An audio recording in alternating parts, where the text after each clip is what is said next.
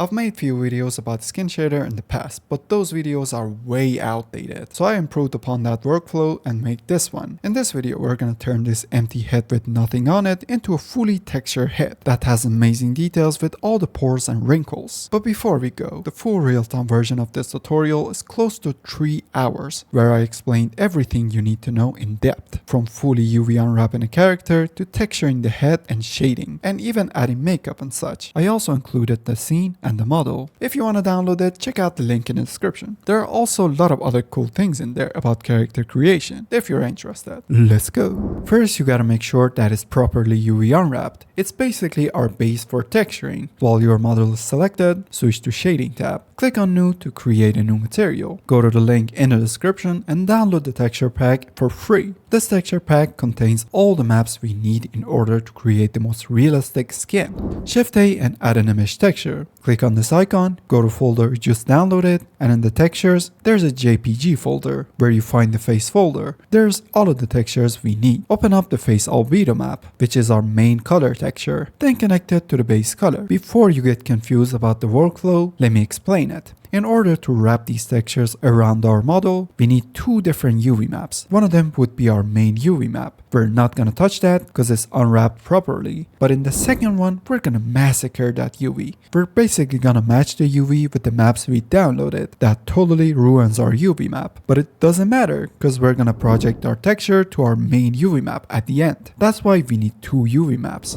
So in the Object Data Properties, under the UV map section, double click on the UV map and change it to main. Then click on this plus icon to add another UV map. Name this one Stretched or something like that. Now let's switch to UV editing so we can see our UV. Press tab to go to edit mode and press A to select all of the faces on our mesh. Now the UV should appear on the left. Make sure the stretched UV is selected in the UV maps. While the mask is on the UV editor, press A to select all. To see the difference, be sure to disable the show overlays. Now we should be able to see the textures on our model. Move and scale up the UV to fit it with the image. Maybe zoom in a bit to help with the process.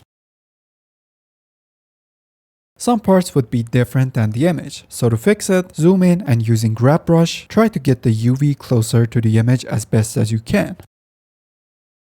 You can change the size of the brush by pressing F and dragging it to the right or left.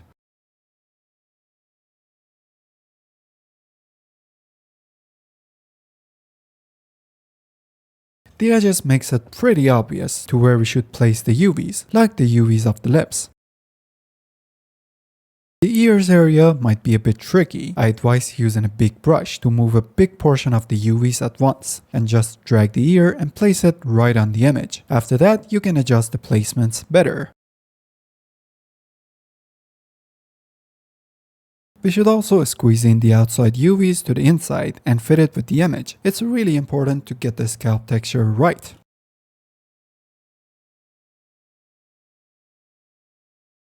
It's all over the place. Just pick up a relax tool and make it more uniform and clean.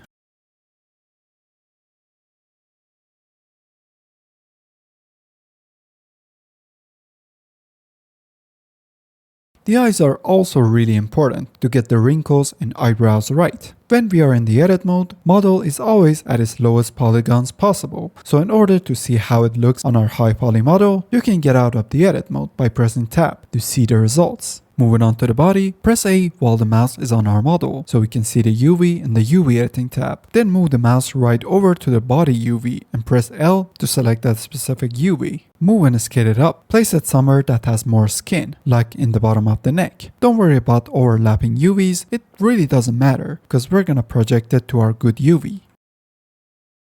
After that, hover the mouse to the arm's UV, press L to select it, then scale and place it somewhere on the skin area. Do it for the second arm too. Let's bring the legs too, but they're a bit too hard to adjust since they occupied a lot of space. One way to fix it is to deselect one of the legs, and since overlapping is not our problem, just place the leg on the same place as the other leg. Then do the same thing for the other remaining UVs.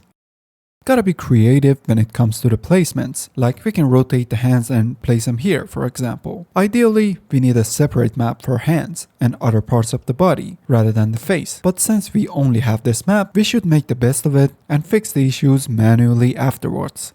One way to fit the UV with the image better is to bring the normals instead of the diffuse map. So go to Shading tab or drag out a new window and change it to Shading. Select the image texture, Shift D to duplicate and place it in the bottom. Click on the folder icon and open the normal map this time. If you still haven't enabled Node Wrangler yet, go to Edit, Preference, Add-on, and enable Node Wrangler, because it's really useful. Hold Ctrl Shift and click on the image texture. Now the stretch details are more obvious and we can adjust it even more. Something else you can do is to go to Overlay Settings and enable UV Stretch, so we can see which UV is stretched too much by color. Select the Relax tool and relax the UVs of these areas. The most tricky part of the head is always the ears, so take your time on the ears. Let's go back to our main base color to see how it looks now. Just Ctrl Shift click on it. There are some parts like the belly that has a face on it, which looks super weird. So let's enable the overlays and select the faces of those areas. Move them up and place them somewhere that doesn't have any face on it. It will not be seamless. In this case, it's gonna be behind clothes, so I don't care, but it's fixable later when we manually paint those areas. I bring back the clothing and there are some parts that are stretched. So after selecting the faces of those areas, we can press S and X to scale on X-axis, then adjust it until it's fixed. At last, go through the mesh and fix any issues you see. If you take care of the ears, you should be looking out for the mouth and lips. After that, noses also needs a bit more work to get the lines around the nostrils correctly.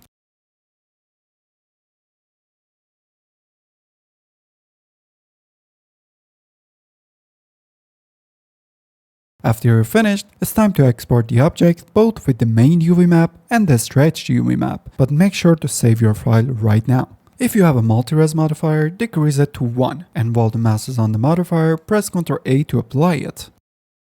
Go to Object Data Properties, under UV Maps, delete Stretched, for example. So our mesh only have one UV map, which is the main UV map. Now, go to File, Export, and export as FBX. Enable Selected Objects, so we only export this one. And enable Triangulate Faces to avoid issues.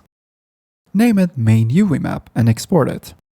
Ctrl Z few times to bring back the deleted UV map. This time delete the other UV map, which is the main UV map. Now the stretched UV is the UV map of this mesh. So go to File, Export, and name this one Stretched. Before exporting, make sure Selected Objects and Triangulate Faces is enabled. Then click on Export. Press Ctrl Z few times to go back before applying the multi-res. Now to bake these maps to our main UV, we need an app called XNormals. It's completely free and extremely light. Even old CPUs can handle it. It can even bake high-res maps, so I highly recommend it. Search XNormals on Google and enter the first website. Select your operating system and download it for free. I cannot link it directly because last time YouTube thought it was a virus or something, but it's actually really old and well known in the industry. Once you installed it, run it and you'll be greeted with this really old looking app, which is fine. Now what we're gonna do is to insert both main UV map and stretch UV map models into this app. High definition bakes the map to the low definition. So our stretch UV goes here and our main UV goes here. Right click and open up the stretch.fbx. Right click again and click on Base Texture to Bake. Go to the Face Texture folder and select the face albedo. Now go to low definition, right click, find the main UVmap.fbx and open it. In the baking option, from here you can set your export location. After baking, it's gonna be saved in this location. Here you can set the resolution. I put 16K because I want all the details possible, but if you're baking it for the games, I recommend going lower. In the maps to render, disable everything and only leave bake base texture. I recommend the default for the render because Coda does not work properly, and maybe increase the anti-aliasing to max. Then click on generate map. After a few minutes, you should have something like this. It automatically saves it, so don't worry. Now we need to bake the other maps too. So go back to high definition meshes, right click on the same spot and click on base texture to bake. This time pick the normal map. Go to baking option again and just change the name to face normals and click on generate map. We don't need to change any other settings. And done! Back to high definition, insert another one. Name it something else and generate. One more time for the specular, change the name, generate the map, and we are done. Okay, before moving on to the next stage, get a copy of the maps we just baked. Back to Blender, in the shading tab, open up the new diffuse map we just baked instead of the one we had and connect it to the base color. Also replace the normals with the new normal map we baked. Shift E to duplicate and import the roughness. And do the same thing for the specular map too. Don't forget to change the color space of all of them except the diffuse to non-color. Connect the roughness to roughness. Shift A and add a normal map and connect the normals through that. Open up the specular and connect the face specular to IOR level. And obviously connect the principle to the output. Now if we switch to material preview, you see it looks like this. Reason is, if we go to object data properties, we're still on the stretch UV, which we're not supposed to. You can either delete this or click on the camera icon on the right side of the main UV map to activate it. Nice. You can do more adjusting to the UV if you think it's necessary. Remember, we had some weird transitions on the textures. Now it's time to fix them. Hold Ctrl Tab and select the Texture Paint tab. Switch to solid mode, and from the top you can change the texture we're working on. Click on it and change it to diffuse map we baked. We're gonna use the maps to fix the transition on these areas. Go to texture properties, click on new and open up the face albedo map from our original maps, not the bake ones. Press N to bring up the right menu. Click on Tools tab and select the Draw tool from the left. Under Texture, select the face albedo as the texture. Put the mapping on Stencil and the image should appear on the viewport. You can move it by holding right click, or you can press Shift right click and drag to scale it up or down, or Ctrl right click to rotate. Scale it up so it kind of fills the screen. Before starting, press X to switch the color to white. And while the strength is low, start drawing on the parts that have harsh edges and just make it seamless. Just rotate around the object and fix any edges you see on the texture. I recommend not having any type of UV editor on the side of your viewport, because Blender tries to update the texture on the side as well as the 3D viewport, and it makes the process really heavy and Blender kind of freezes after each brush stroke, and we don't want that. There might be some parts that are completely ruined. We can now fix it.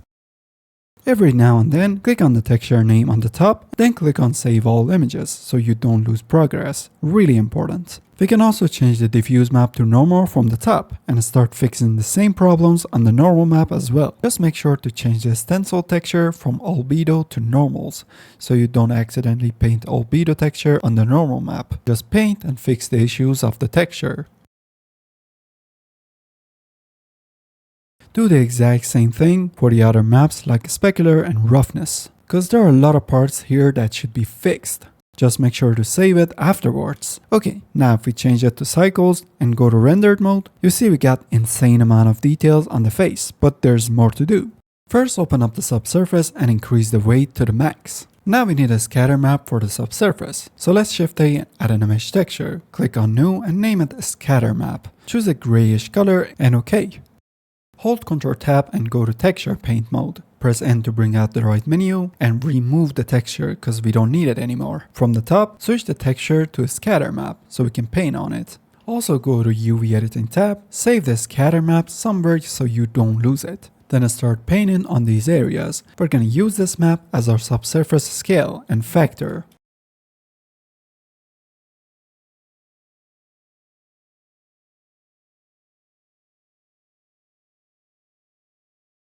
Now if we connect that to the scale and Ctrl Shift click on the principle to activate it, in the rendered mode we can see it's way too much. What we can do is to add a mix color node and mix it with the black color, and using this factor you can adjust the intensity. You can even Shift A and add a RGB curve to adjust it more to your liking.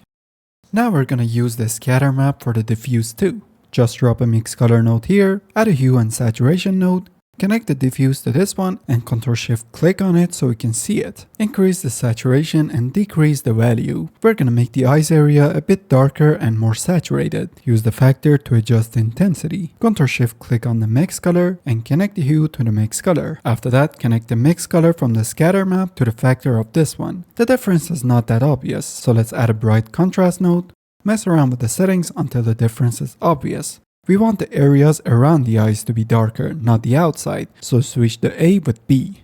Then adjust it with this factor. After that, just Ctrl Shift click on the principal shader so we can see the final results. There's one more thing we can do to make it more realistic, adding micronormals. Duplicate the normal map, open a new image, and go to download it, hit texture folder, and in the masks folder, import face micronormal. Don't forget to switch the color space to non-color, like I did. Now to mix it with our normal map, Shift A and add a mix color node. Drop it here and connect the micronormal to the color B. While the micronormal is selected, press Ctrl T to add the mapping. Hold click and drag on all three scale numbers. Drag to right or left to adjust the size. We're looking for really small details, so increase the scale as much as needed. You can Ctrl Shift click on the micronormal to see it on the mesh. I think this much is good. To mix it better with our current normal map, we can change it to overlay and adjust the mix amount from this factor. And now we have these amazing details all over our model. This is the final material setup. I organized the nodes so it's easier to understand.